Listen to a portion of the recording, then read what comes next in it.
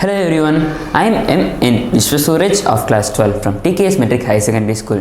I am here to give a speech about the role of women in our independence. When we talk about independence day struggle, freedom, we talk about Subhash Chandra Bose, Bharatiyar, Gandhiji, etc. etc. But do we talk about Indian women freedom fighters?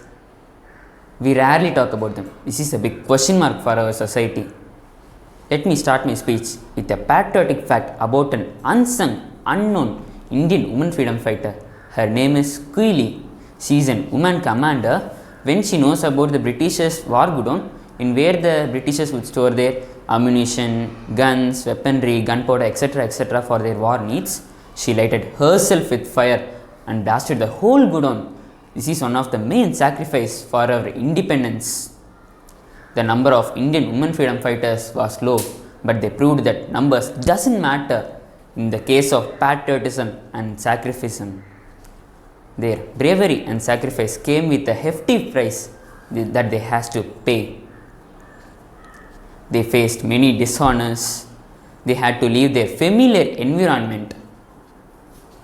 When the men were jailed by the British, the Indian women freedom fighters would conduct secret meetings, collected funds for the freedom fight, and they even spread the awareness of Khadi products, which was against the East India Company. In that time, there was a society that scolded women are physically as well as mentally not strong, but the thought itself was buried alive. We are going to imagine a woman from a royal family. She lost her husband in the battle against the British. She is carrying an infant with her. She ran away from the British. But that is not how the story ends. A sudden twist in the history of India. She came back to the war ground after 8 years with 5,000 soldiers. With the help of Hyder Ali, many feudal lords, Marud brothers, and many merchants, she was the first queen to fight against the British and win over them. By saying her name itself, giving me goosebumps. Her name is Veeramangai Velu Nachiyar.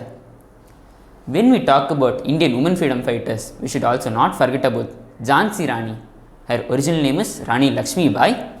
Generally, mothers inculcate moral values as well as educational values to their infants, but she inculcated war knowledge to her infant by carrying her infant to the war ground.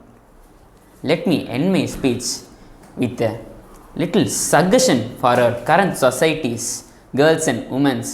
They should get inspired from Veeramangai Velu Nachiyar, Jhansi Rani and Queen and fight for their rights and fight for their problems. Girls and women are not only flower but also fire. Thank you for giving me this wonderful opportunity. Vande Mataram.